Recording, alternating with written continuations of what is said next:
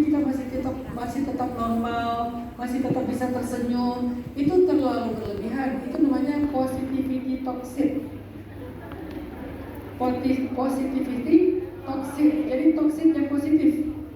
Gak boleh juga, kamu harus kuat, kamu gak boleh nangis, kamu gak boleh ngeluh. Gak kayak gitu juga, itu terlalu berlebihan. Karena kamu juga manusia. Jadi kita kayak secara manusiawi kadang perlu menangis, secara manusiawi kadang memang terluka, secara manusiawi kadang memang marah.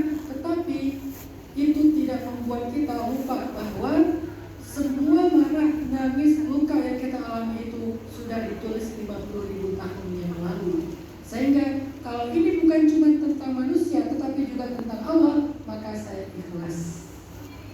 Kalau ini bukan cuma tentang manusia tapi juga tentang Allah, maka saya ikhlas. Kalau ini bukan cuma tentang suami saya udah jadi mantan, tapi ini juga tentang Allah, saya ikhlas. Kalau ini bukan hanya tentang seorang anak yang durhaka, tetapi juga tentang Allah, saya ikhlas. Kalau ini bukan hanya tentang orang tua yang mengusir saya atau marah kepada saya, gak bertanggung jawab kepada saya, tapi juga tentang Allah, saya ikhlas. Kalau ini bukan hanya tentang netizen, apalagi netizen Indonesia yang militan ya, yang maha benar, yang tahu segalanya. Kalau ada postingan di TikTok kecelakaan, gak ada caption, gampang buka aja komen.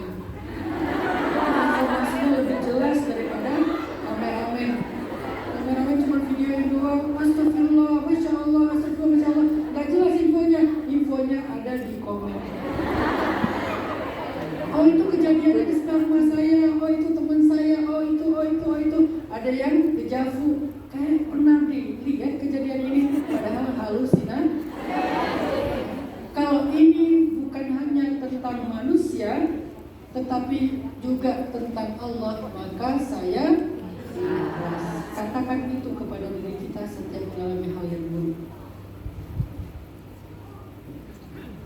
Ustadz, saya udah ikhlas, tapi masih berat hatinya, gak apa-apa.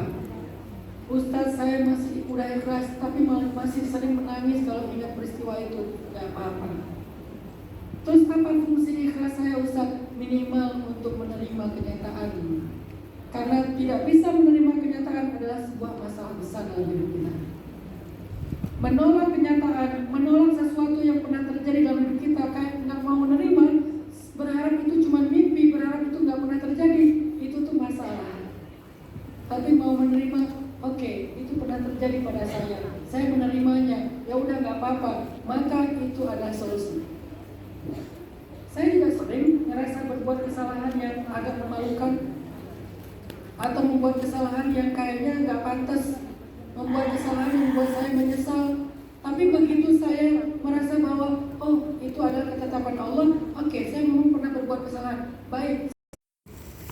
Beriman kepada takdir artinya meyakini Allah tidak menetapkan dan merencanakan sesuatu dalam hidup kita kecuali kebaikan. Yang pertama, meyakini semua ini adalah ketetapan Allah. Yang kedua, meyakini Allah tidak menetapkan sesuatu kecuali itu kebaikan. Kenapa bisa gitu, Ustaz? Karena Allah Maha Baik. Mustahil Allah itu jahat, mustahil Allah itu zalim, mustahil Allah itu tuli, mustahil Allah itu buta, mustahil Allah itu bodoh. Semua itu sifat mustahil bagi Allah. Allah itu wajib mendengar, makanya nggak boleh kita curiga Allah kayaknya nggak dengar deh doa kita. Karena Allah sama. Kayaknya Allah nggak ngerti deh masalah saya. Karena Allah ilmun. Kayaknya Allah nggak rela deh saya jadi orang benar. Karena Allah itu Rauf. Karena Allah itu Rahman, Rahim.